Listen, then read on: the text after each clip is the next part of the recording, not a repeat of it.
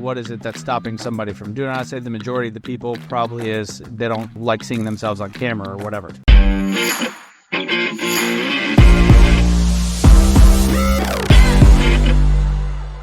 This episode is brought to you by SocialGenius. That's where Jeff and I get to actually teach you what to do on social and how to grow it. Jeff, why should people join? You know, if you are the type of professional that wants to do it yourself and maybe your budget's a little bit lighter and you can't afford to hire somebody to do all the editing, do the fancy stuff for you, we're going to teach you how to do all this stuff. And the truth is, most of these social platforms are not favoring authenticity. So it's shooting these green screens and doing remixes and understanding what's trending. Those are the things that matter the most to your social strategy. And so if you like to be inside of a tight culture of people that are like-minded and want to do it themselves, then SocialGenius is perfect for you. We'll see you there. You'll never find it for less than this anywhere else. It's very inexpensive. We'll see you on the other side. Well, if you are not watching the screen, just listening, you're in for a surprise and a treat because we do not have Tristan here today. Tristan just traveled back from the big NAR conference in Boston. And if you know Tristan, he's not much of a traveler, and he typically doesn't like to travel east of the Rocky Mountains, and that is as far east as you can pretty much go. So I think he needs about 2 weeks to recover.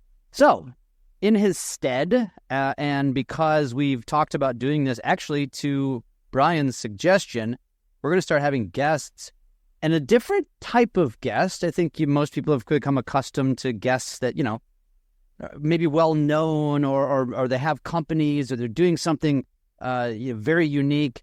Well, we're gonna do something different in the terms of having guests of the people that are in the trenches and doing the things and are inspirations to all of you. Because as many of you know, and I say this all the time, one of the things I think the biggest mistakes that we tend to fall into when we go to conferences and we listen to people speak and teach is that we're always learning from the people that are doing it at the very highest level, and it's not very implementable.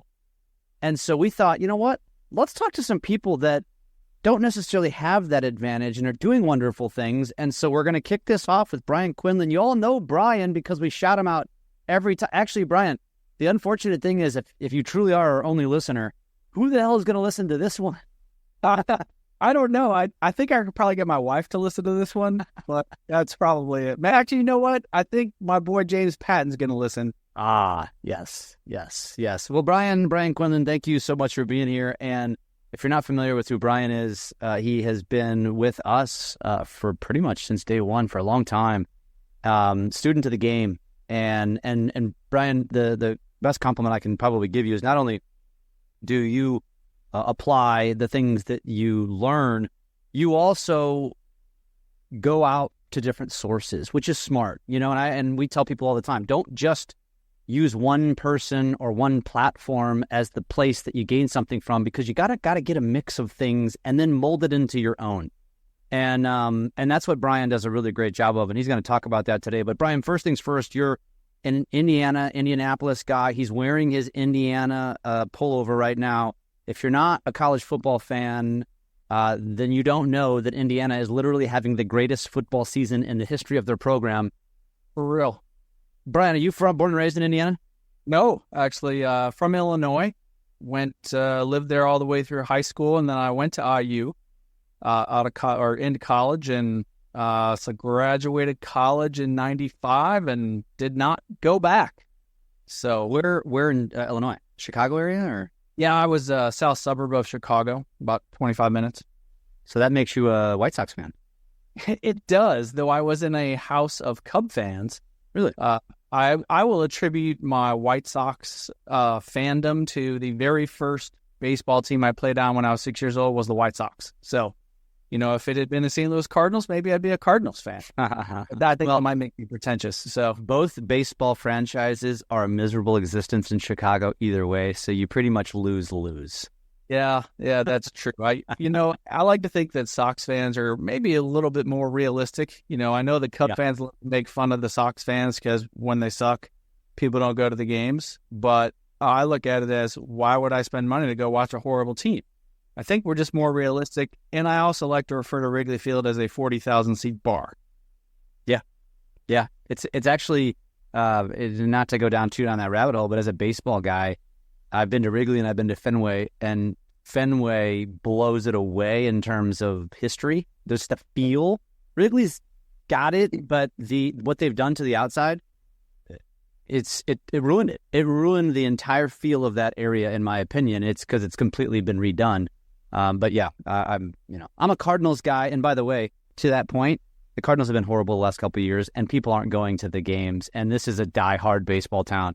That's every town. So, yeah, whatever. Except for the Cubs, apparently. But again, bars.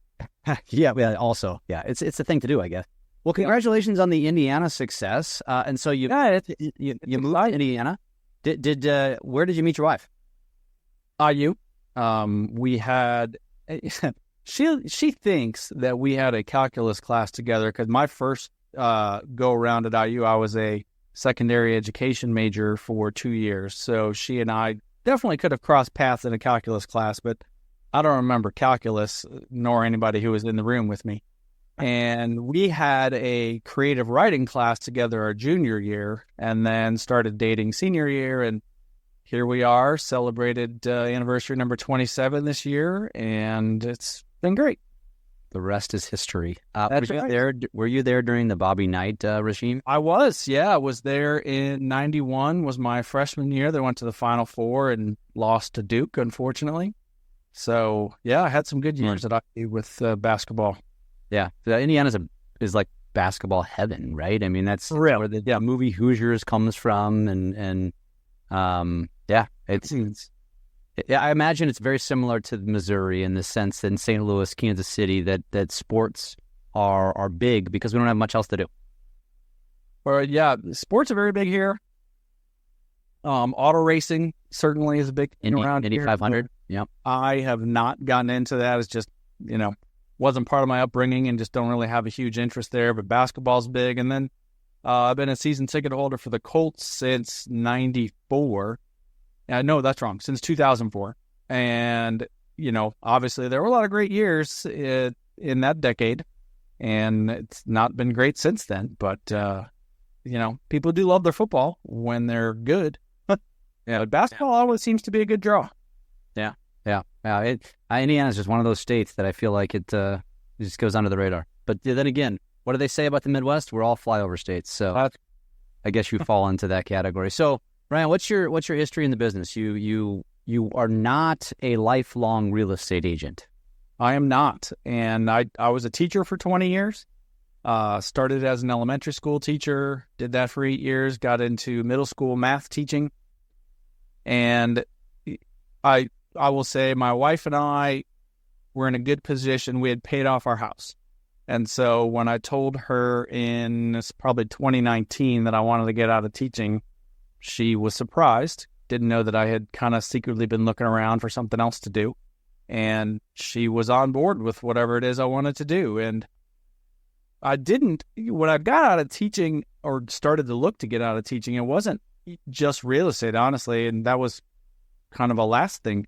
I was looking to maybe go work at a college, do some student services stuff, and that didn't happen. And I was literally sitting in my car at a corner one day and saw the KW sign that said, consider being a realtor. I was like, huh.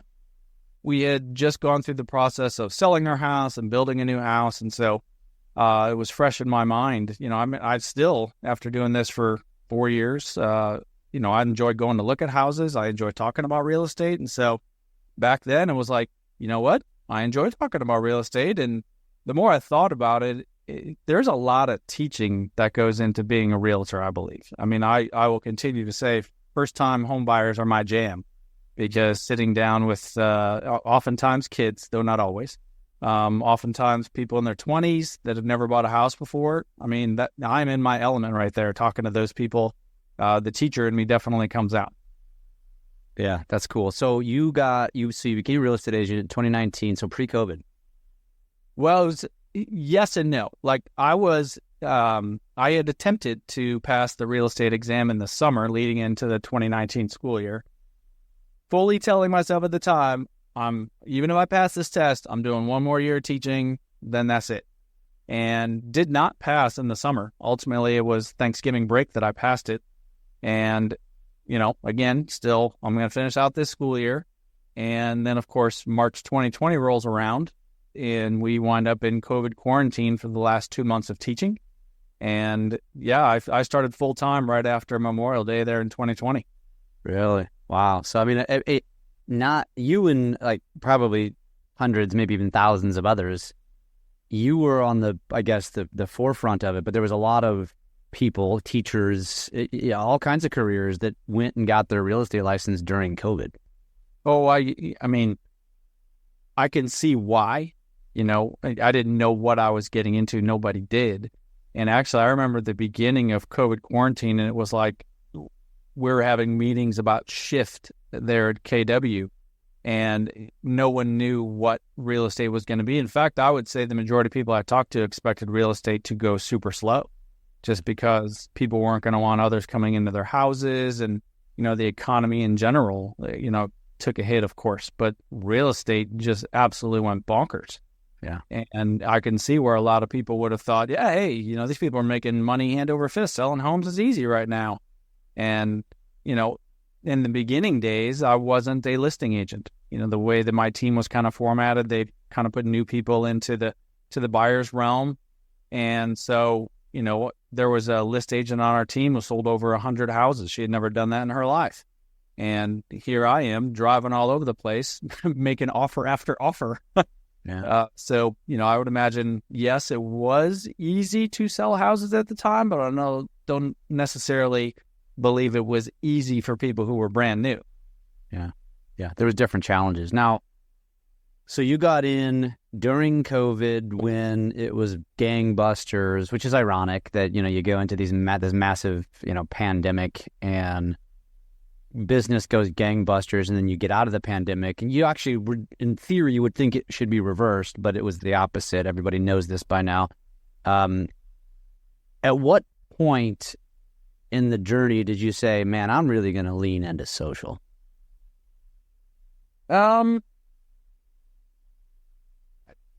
Probably. Okay. So, at the time, like I said, I was with KW, where I worked for 3 years. Tristan was at KW.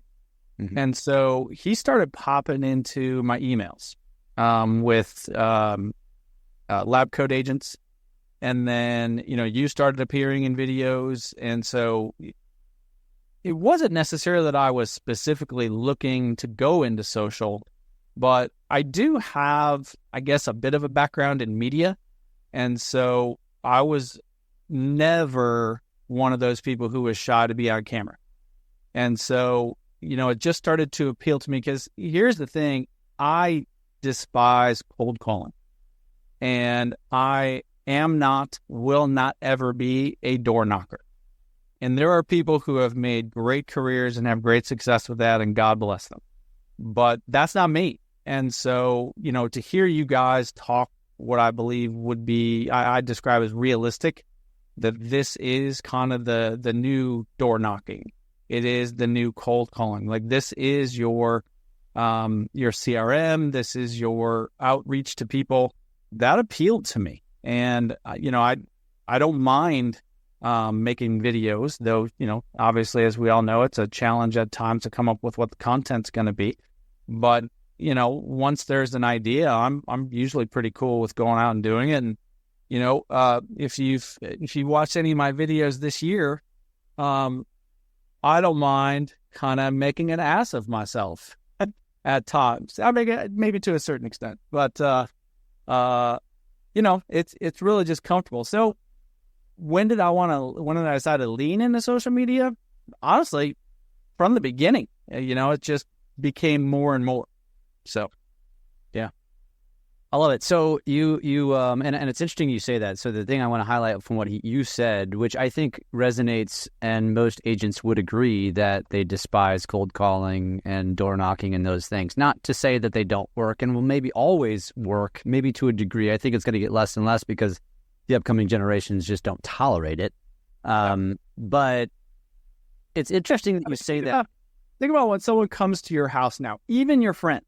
They don't ring your doorbell or knock on your door. They text you from the driveway. People don't, I think people shy away from the whole how many people are like, oh, I'm sorry, I didn't know if I could knock on your door. You can walk right in my house. I don't care.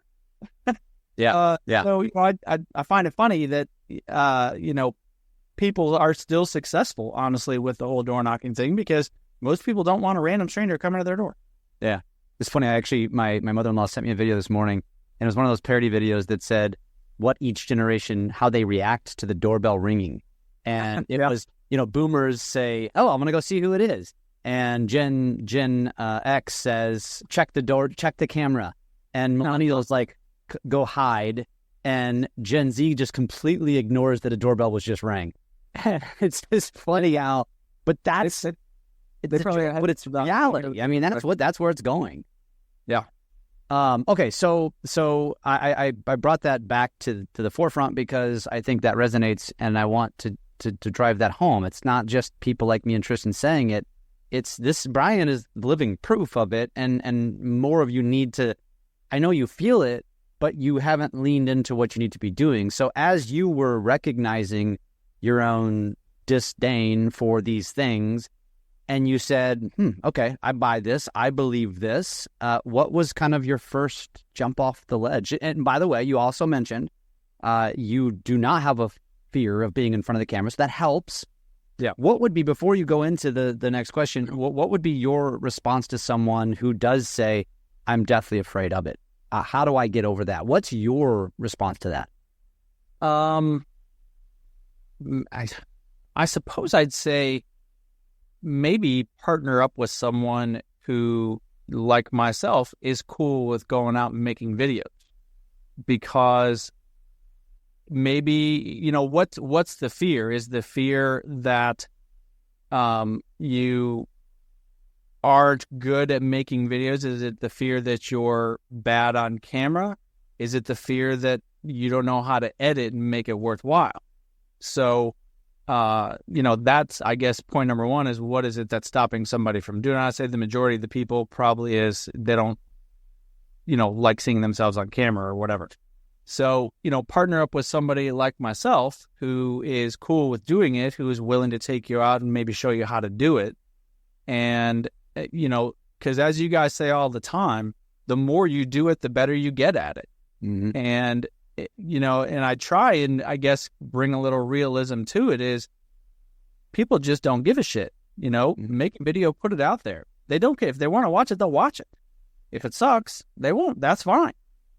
Yeah. But, the more you do it, the better it's going to get. And also, follow people like yourselves, like me, like others who make great videos. Now, that can get a bit overwhelming because you see somebody who does this phenomenal video, like, oh my God, I can't ever do that. And, I guess there's maybe a balance there. But, you just gotta go do it, because that's where the business is. Yeah. Yeah. So what was the stepping off point for you as it relates to creating content? So you bought it. Yes. Now where do I go from here? I honestly can't point to a stepping point. So a little background back into my teaching days. When I was at the middle school, my very first college degree was sports broadcasting. So, again, not afraid of being on camera or anything like that. And so when I was at middle school, they put me as one of two teachers in charge of the morning news at the school. And my job specifically wasn't about the tech of it, because I was another teacher. I was kind of in charge of the anchors and, writing scripts and helping them, kind of look good on camera. And so when COVID happened and we were locked down, we came up with the idea at my brokerage that for our team, we were going to try and do like a weekly, live event where we were on Facebook and doing market updates. Things were happening so quickly. People may or may not have been interested. I don't know, but it put us out there, and so whether it was me trying to convince others on my team who maybe weren't, and this was my way to try and encourage them. Hey, let's go do a live. And it always strikes me as funny. Do we have a script? What are we talking about? We're winging it. Let's go. That's kind of how I do a lot of my stuff. And, from there, it was, again, more and more people started to show up in my feed because that's the stuff I was watching. And so I'd see various realtors doing walkthrough videos or market updates or, whatever it was. And that's certainly evolved over the last 4 years as well. But like I said, I can't say I have a stepping off point, but it was really just, let's start doing it. And I like the voice of you guys in my head of, press record, just go do it. And this is your lead generation. And I was like, heck yeah, let's lead generate this way. I don't want to sit in the office and call people. And I want to again accentuate what Brian's saying here, because, and part of the reason why we wanted to do this, because you're kind of validating it for me, is that it doesn't have to be perfectly scripted and have this perfect plan. And that's exactly why we're doing this, because you're going to hear different things from different people. But in Brian's case, I think what he's saying is incredibly normal.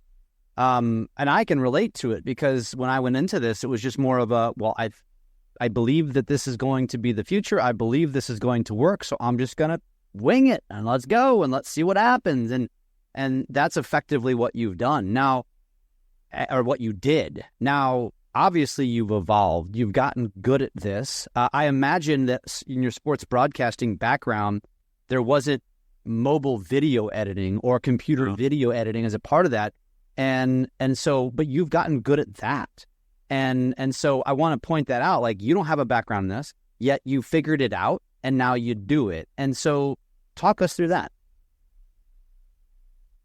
You're right.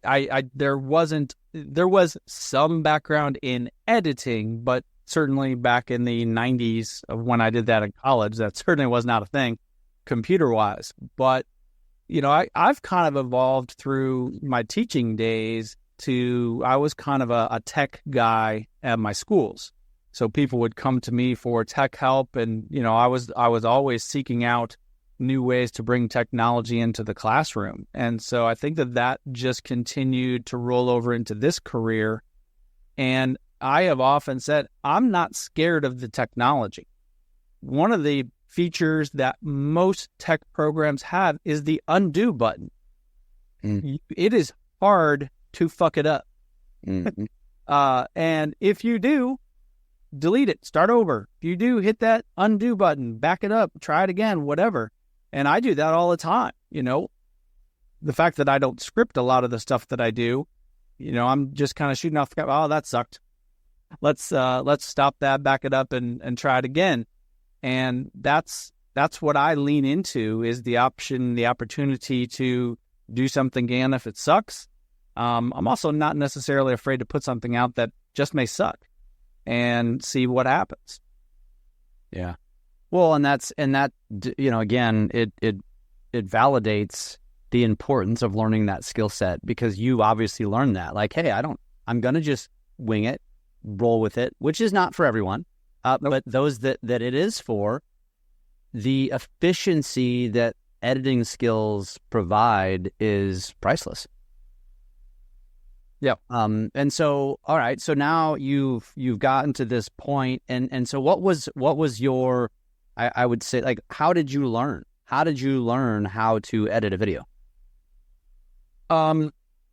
The minor bit of background I had in editing, just about cutting, splicing them. I literally, back in the 90s, would, before being a teacher, I worked at Blockbuster Video, for those of you scoring at home. And like, I had learned how to take a tape out, cut it apart, and literally with tape, put it back together. So this just mentally was the same idea. Just I wasn't physically doing it with my hands, I guess. And so, I can't say, how did I learn that? It was really just a matter of, okay, well, I understand the tech of this. I understand, okay, all right, well, if I split it here and then cut a little off here, it automatically goes together.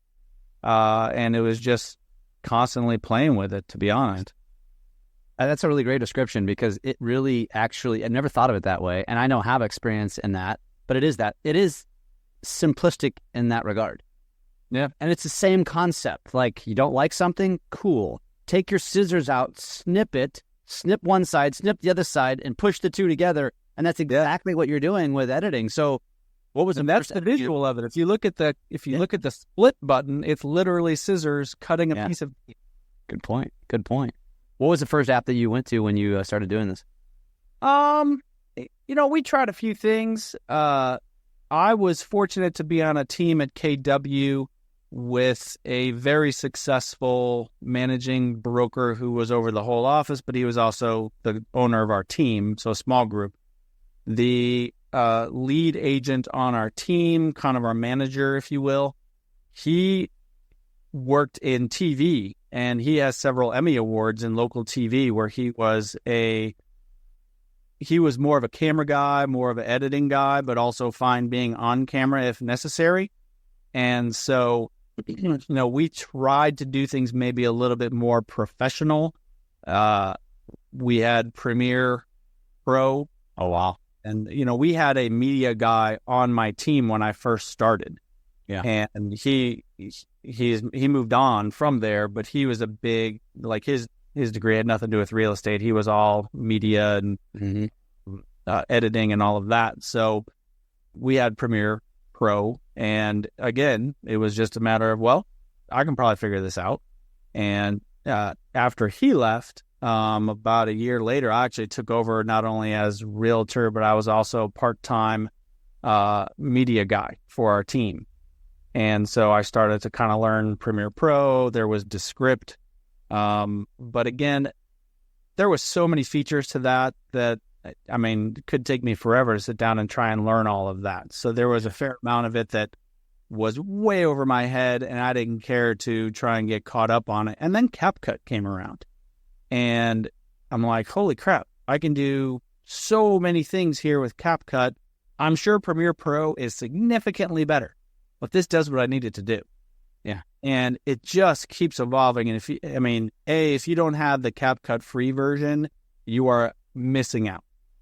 B, if you have the finances to pay for CapCut Pro, do it. The free version is very robust. It's fantastic. The Pro version, which is what, 10 or 11 bucks a month, I think, incredibly inexpensive. But there are more features. You have cooler graphics, and again, it's always evolving as well. So that is what I use 100% of the time is CapCut. I have a podcast that we record on one program. I put it into CapCut on my computer and edit it from there. It's great. You already just said, folks, and I think at first somebody might be thinking, oh crap, Premiere Pro, like that's professional editor skill set.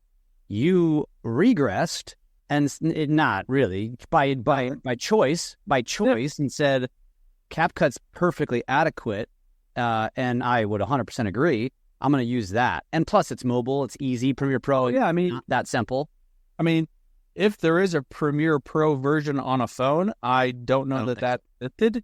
And so CapCut was in my phone. It's on my computer. No brainer. Yeah, that's awesome. So, all right. So this is kind of the progression. Now here you are, and you're heavily leaning into social. As I mentioned, you have multiple sources.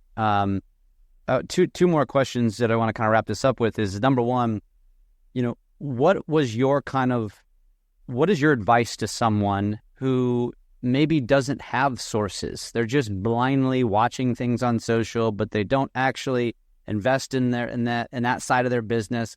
What is your take on that in terms of what's your advice? What would you tell an agent who's up and coming and says, man, I've been watching you. What should I do? So you say this all the time, that when you're watching social, you can't just be doom scrolling. You have to watch with purpose. Mm-hmm. And when you're sitting there watching my videos or watching anybody's videos that you think, does good stuff, don't look at it from the standpoint of, that's cool, that's entertaining, show your wife, significant other, whomever, oh, this is so funny, watch this. Look at it from the standpoint of, how can I utilize that to make my own thing, because we know that the key ingredient for social media is to gain attention from the first couple of seconds. Well, what is it about that video that made you watch it?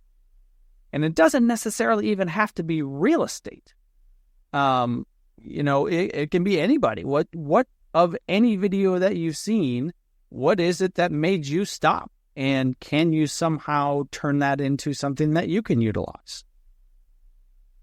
Yeah. So what does that look like? Give me a little more specificity on that.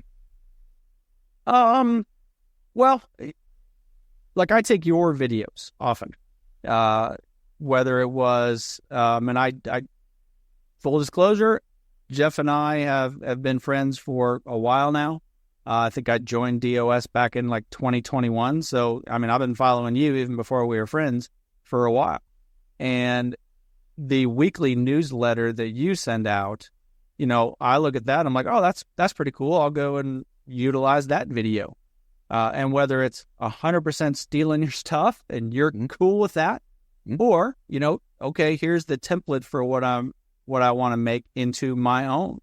And now, just in the last couple of weeks, I now got into your content, and holy crap, if you have not signed up for Jeff's content spreadsheet, it is robust and it has so much usable content that, I highly recommend it. It's at a really good price right now. So get in on that little free plug for you, Jeff. Thank you. Yeah. So, I guess I don't know if that answers your question. So, well, answer me this: was DrunkOnSocial the first, maybe the first stepping off in terms of where you were? Yeah. Okay. Yeah, shaking your definitely. head. But then you also went and broadened that. And I know that you're familiar with Keeping Current Matters. You also went over to, what's the other platform you went to? BAM Media, very well known in the real estate space. And so now you're taking bits and pieces from Tristan and I and our group. You're familiar with KPM. You're familiar with BAM. How do you not get lost in all of the different types? Because I know that we're probably very different than BAM. And so how do you bring it all together for yourself? Interesting you asked that question, because I was driving to the doctor this morning and listening to your all's most recent podcast. Thanks for the shout out again, by the way. Of course. And that's one of the things I was kind of trying to think of where today's conversation was going to go. And that question popped into my head because I do have a lot, whether it's emails that I get, people that I follow, and groups that I belong to. And that is, for me, probably the hardest part, is trying to, it's super easy to be overwhelmed by the amount of stuff that I'm getting. And how is it to decide what it is that I'm going to use today or this week or whatever? I'm not going to lie. I don't have a plan when it comes to that. It's really just almost on a daily basis, like, okay, yeah, this is worthwhile. I'm going to go with that. And, at the same time, trying to keep it in my head that A, there's only so much time in a given day to be able to do this. And B, how often do I want to be putting out stuff? Because it's maybe possible that I could have multiple reels going out per day, but that doesn't necessarily help the algorithm. And, if I do that one day where I make a couple of reels, okay, and then tomorrow I don't do jack squat, that doesn't help either. So I'm not a great example, unfortunately, of what do I do with all this stuff. It's really just a matter of what appeals to me. But you're a real example. You're a real example, and that's what matters. Because, and to answer my next question would be, what kind of impact is social having on your business? Good question. It has evolved into this year. I can pinpoint deals that I have closed because of social media specifically, and it's not a huge number. There are people that you may follow on social media that, I will say my managing broker is phenomenal, and he is one of the top 5%, maybe closer even the top 1% of all realtors in the state of Indiana. His reach on social media is his primary source. He does not cold call. He does not door knock. He has gotten a lot of media, and he is a super talkative person. He used to work in the auto industry for a dealer. So, I mean, he had a lot of people, because he's only been doing it 6 years, and he's vaulted that high in our state. And he, utilized the connections he had made over there to turn it into business here. And now he makes, entertaining. I love Sean. My videos are better than his from a technical standpoint. But his videos do better for him than mine did, for whatever reason. So getting back to where I was going, I've closed 15 deals this year. Not anything to sneeze at. I know that the national average for realtors is down like 1 or 2, right? So I feel good about myself. When I compare myself to others, I'm nowhere near. I mean, Sean will probably get close to 100 this year. So, it is what it is. For me, a little side note, I'm perfectly comfortable with that. Yeah. So it works well. So from those 15 deals, I can pinpoint 3 specifically that are from social media. I had a couple early in the year where I listed their house. I actually taught their daughter. She's in her 20s now, but I taught her back in 6th grade. And when we sat down to have that conversation, they said, you know what, Brian, we know a lot of realtors. We are friends with a lot of realtors. And we're going with you because we didn't want to go with someone who was our friend, though we are acquaintances and we're super friendly. That's well, I wouldn't say that we're friends. We're not going to go hang out. But they said, we like what you're doing on social media. We think you're going to do a great job marketing our house. And that's why we're going with you. I was like, outstanding. My neighbors, they listed their house late last year and they went 2-3 months of nothing. And I know, I don't know the realtor that they used. I do know that realtor was way more old school, where they were cold calling and they relied specifically on open houses to try and sell the house. And it didn't sell. They came to me in January and said, hey, we'd like to talk to you about listing our house. And they said, we love what you're doing on social media. And, we think that you're going to do a great job marketing the house. And, partially because time of year, I definitely got it at a better time than their previous realtor had. But also, my marketing was significantly better. I made a phenomenal video for their house, in my opinion. But I live in the neighborhood. I mean, I literally took like my home videos from cool stuff we do in our neighborhood. I put it in this video. And that video was awesome things about their house because it's a beautiful house. They're a young married couple with no kids. They have a couple of cats. They took pristine care of their house. And I said, this house is great. And I showed this, but that's not why you want to buy this. Here's another great thing, but that's not why I want to buy this. And then I went into check out the awesome stuff we do in our neighborhood. I know other realtors are going to do that. Yeah. And so, again, back to your question a long time ago, social media is just becoming definitely a bigger part. I can't tell you how many times you're getting this all the time with the lake. How many times I go out and like, oh my gosh, dude, you're always in my feed. But I see your videos all the time. Hey, where's your big hat? I thought you were going to have your big hat. Yeah. Hell, N said that on the call before we even started this one. Yeah. Actually, there's a great story. So I went to the BAM Media conference in Vegas last month. Mm-hmm. And there was a gentleman there, and I did not take my big hat. My wife was like, you're not putting that in the suitcase.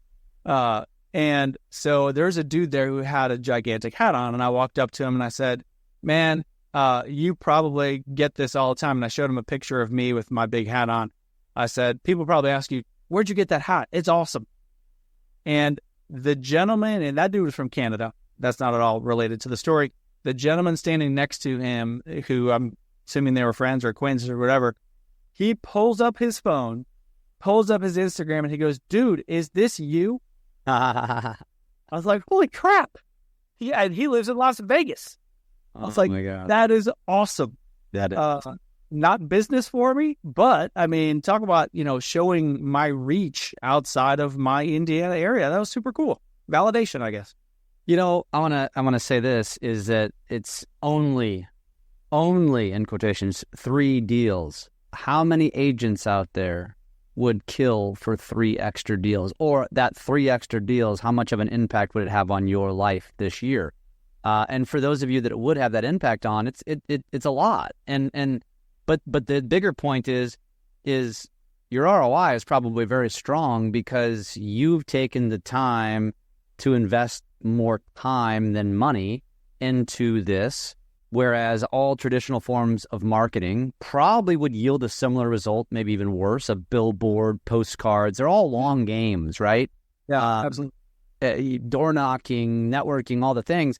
And you're just choosing to go down this different path, which, my bet would be, as long as you continue, next year it's probably going to double, maybe even triple. And year after that, it's just going to continue to compound and grow because you understand the game and you're following the playbook, if you will, and just continuing to evolve and get better. Where I'm at now, this is going into year number 5, I guess. I have already started to get return business from people I closed in the last 4 years. So that will continue to evolve. Being a teacher where I taught kids who were 12 years old back when I started doing 6th grade math, that was 2008. Those kids, when they were 12 in 2008, are now getting into their prime first time buying years. And I first started on Instagram back when I was a middle school teacher, and that's where I would allow my students to follow me. I had my Facebook kind of shut down, locked down at the time because I didn't really want my students following me there or their family, just because, whatever, just a little separation, right? But I was like, I don't care if you follow me on Instagram. The kids were like, Mr. Q, can you follow me on Instagram? I'm like, no, because I don't want to know what you're doing with your life. No offense. And I said, because you guys do stupid shit. Anyway, so they would start following me there. And so, I don't have a huge following on Instagram, but that started with students who were in their teenage years who still follow me. And, now it's open to whoever the hell wants to follow me. I don't care. But long story short, those kids see me on Instagram, and I will be completely open and say my engagement on my social media isn't great for whatever reason. And I try a lot of the posts that, are supposed to get engagement, and for whatever reason, maybe it's my CTA, lack thereof. I don't know. That's something I need to figure out. But it doesn't mean people aren't watching. Yep. Bingo. And you say this all the time. Views are vanity metrics. Mm-hmm. And when I look at a post that got 200, 300 views, I understand in the world of Instagram that kind of sucks. But if I were to put 200 or 300 people in a room where I'm standing on stage talking, I would take that anytime. Yeah. So, I have to take the vanity out of it and understand there are people watching. And you never know when that's going to turn into business, but you got to keep showing up. Yeah. 200-300 views, not in the world of Instagram. In the world of big influencers is nothing. But in the world of reality, it's very normal and actually arguably good. And the way you articulated it was perfect, because if you could put yourself in a room of 200 or 300 people, that would cost a lot of money. And so when you think of it in that perspective, it is golden. And the truth is, it's really hard to get engagement. Really, really hard to get engagement. I first raise my hand and say I have a unique advantage. I hosted a podcast that gave me some quote unquote fame in the industry, and I was on stages. And so it allowed me to grow a big audience. Otherwise, I probably wouldn't be anywhere near where I am now. And so don't compare yourself. And Brian, you have the right attitude, and you're right, because another thing that you're mentioning here is that you are going to pull from your past life. You're going to pull from your past life, which is going to really help your business grow. And there's so many real estate agents that need to do a better job of that. Whether you came from a tech industry or you came from, whatever, it doesn't matter. Whatever industry, pull from that, because you have something relatable with people and they will be drawn to you. And dude, I love that. Now, last question, as it relates to social, what's next? What do you foresee shadow your? Yeah. So through BAM, One of the realtors, Brad McCallum from Canada. Stud. Yep. Phenomenal YouTube stud, right? Mm-hmm. He sat down for a podcast interview with another gentleman in Canada by the name of Nolan Matthias. I don't know if you have heard of Nolan. He also has a huge YouTube following. So they sat down for a YouTube conversation. And so I have chosen, and I'm always very particular about what I choose to spend money on. It's partially, I'm going to blame my wife. She is significantly more frugal than me. And so I'm just, anyways, I'm very frugal, but at the same time, sometimes I just got to jump in. So I decided that I jumped into his coaching platform for YouTube specifically. Cool. What I have noticed in the minor amount of research I've done here in the Indy area, there's very few realtors around here who have any type of a YouTube presence. And that, to me, is something that I'm not taking advantage of. And so I'm partnering with an expert in the YouTube area who's going to help me grow that. And this is now, I think, week number 3 where I'm trying to be consistent on YouTube. I have kind of a 5-pillar platform with YouTube that I'm trying to get to. And so that's where I'm focusing right now. The rest of it, what I've learned from, all of my other social media stuff is various ways to repurpose material. Yeah. As I said earlier, I have a podcast. It's called Real Estate Makes Us Drink. It's over there on YouTube for those of you who want to see that. It's fun. And I sit down with a lender buddy of mine, and that is free content that I don't have to recreate. I put it into Opus Clips. Opus Clips, also another inexpensive platform for AI cutting up long form videos. And then I use those to promote the YouTube, Facebook, but also to just put out content. And so that's helpful. So, with this other YouTube channel that I'm doing, where I'm more Indianapolis specific, I can then take those videos and repurpose it into shorter segments that I can utilize to put out onto other social platforms. And I think that's key. I'm at a place where new people would be lost. And you guys have said, in the past, start with one. Yeah. And I have a new kind of role on my team here in Indy where my managing broker is taking advantage of me being a teacher, and he's put me in charge of new people on the team. So I'm the onboarding guy. And I sat down with one of our young ladies last week, and I said, her social media right now does not exist. And I said, okay, which one do you do most often? Just for fun, whatever.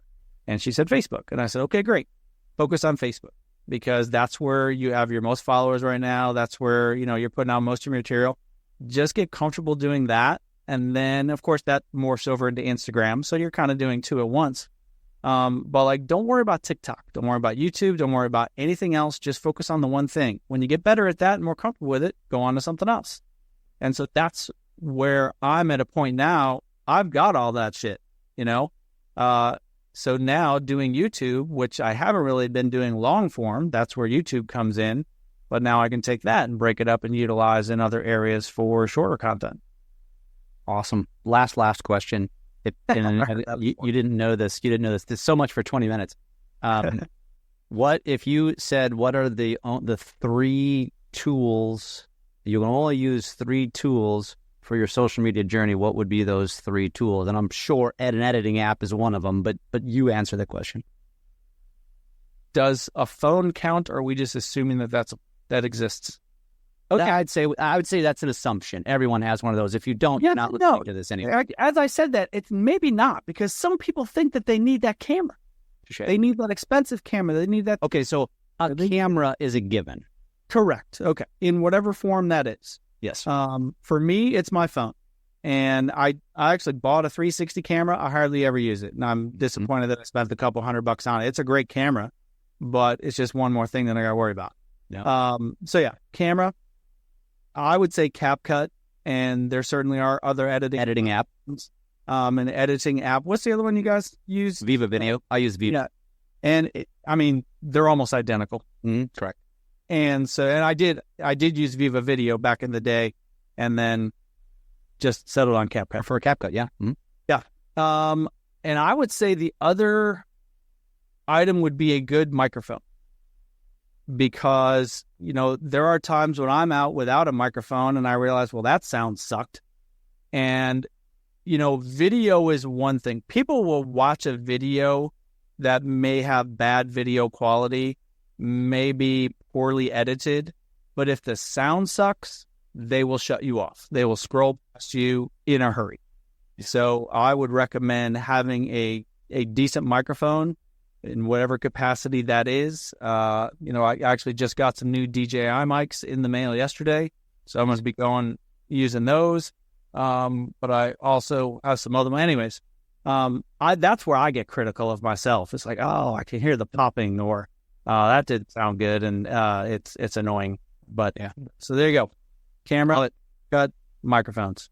There you go. There you have it, folks. This has been a rich conversation from somebody who is just out on the streets and doing the thing. And I hope that's inspiration to many of you, because, again, it is an intimidating world that we want to make less intimidating. And Brian, you've obviously given great tips. If somebody wants to reach out to you, what's the best way to connect with you? So Instagram is probably where I spend the majority of my time. And I found with people, they reply more to Instagram messages, I think, than any other platform that I've been on. So The Realtor Indy is my Instagram handle. If you want to send me an email, that's pretty easy too. It's movemetoindy@gmail. So that's a good spot. And you also have a really good newsletter. If somebody wanted to join your newsletter, and by the way, to most of you listening to this, you're probably real estate agents by and large. So the advice that I give to anyone is use people like Brian as inspiration. You're not going to get on his newsletter because you care what's going on in Indianapolis. You're going to get on his newsletter because you want to be inspired, and you want to get some creative inspiration. You want to follow him on Instagram for creative inspiration and those sorts of things. So think of it like that. That's when you're getting into becoming a creator, when you start to think like that, not thinking, well, why would I follow another realtor? I don't give a shit. That's the mindset that you got to get out of. And so if they wanted to join your newsletter, I guess just shoot you a DM, say, add me. Well, yeah, DM is easy. I'll give in my beacons that, as a way to contact me in several ways. Put in the show notes. That's an easy way to do it too. Perfect. Brian, been a pleasure. Always fun. Now we just got to get you to the Ozarks one of these days. That it will happen. Twist your arm. I know.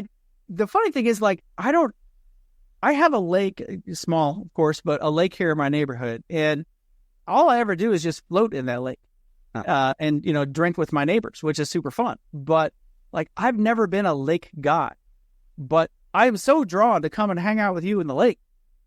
Hey, that's the idea. That's the name of the game. That's why I do the content, right? I've said this to my wife, and she is way more of a lake person. She's like, "What? You would not enjoy that. Why would you want to go there?" I said, "I thought I'd go hang out with Jeff." Well, we're going to happen one of these days. I need to come out there and go golfing. That's what needs to. Well, it's that time of year now. It's definitely not lake season anymore. So, Brian, I appreciate you being on today. I appreciate your loyalty to us, your, continued advocacy. Who do we have to shout out? Because, the last you did. episode. James. Yeah. And Sala.